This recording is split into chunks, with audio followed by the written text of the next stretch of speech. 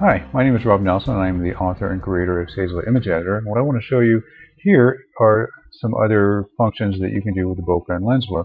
This example is more heavy on the bokeh qualities.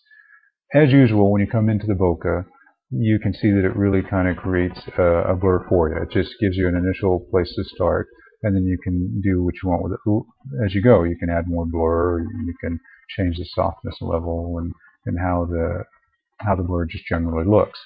And what I can do here is I can also bring down the backlight, which really helps bring in the foreground quite a bit. And so with this one, I already like the way it's starting to look.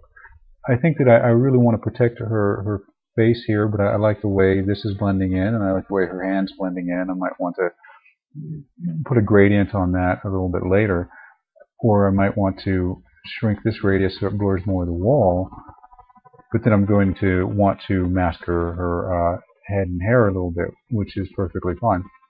With this example, you can see that as I add highlights, that they start to look very nice, but they also start to wash out. As I said in the other video, sometimes when you see bokeh examples, especially with the highlights, they're perfect examples. They have the city lights, and those are the things that you're trying to bring out. But with Sagelight, a lot of code has gone into recognizing that a lot of times the highlights you want are not the highest highlights, and in fact can be in between highlights. But what happens is sometimes these guys wash out. And so what you can do with Sagelight is you can get a certain level of highlights that you like, and then you can edit the highlight mask, and then you can just simply swipe the ones that you like, and then when you draw back on the highlights, they'll still be there. And so I really like the ones on our hands here, so I can go ahead and hit those, and as I move along, I can just really add creatively what I like to see with highlights. Like I like those, maybe that one. And if I make a mistake, I can always go back and undo it.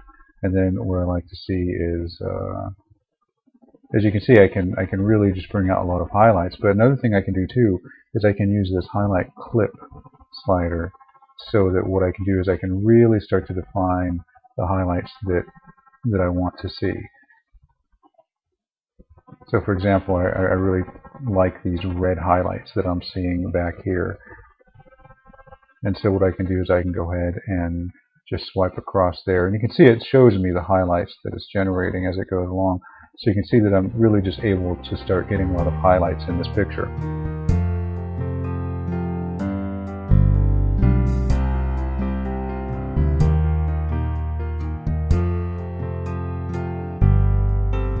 One of the great things about Sagelight Bokeh and lens blur is that you can have very, very high radius values. So here you can see the radius is very high, and you can see through her hand, and I like that, but I might want to add some color right there.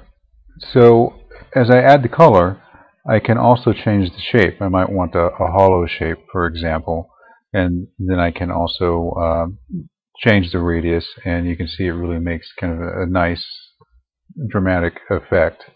It's a nice artistic effect as opposed to a photographic effect.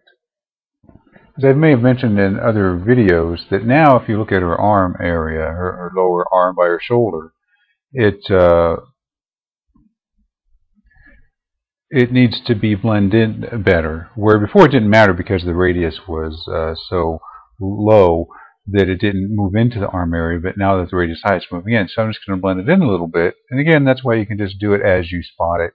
To make the masking easier, all you have to do is just deal with the things that you see and edit them in real time. And you can see there's still a little more I'm going to want to do on her arm, but still it looks pretty good.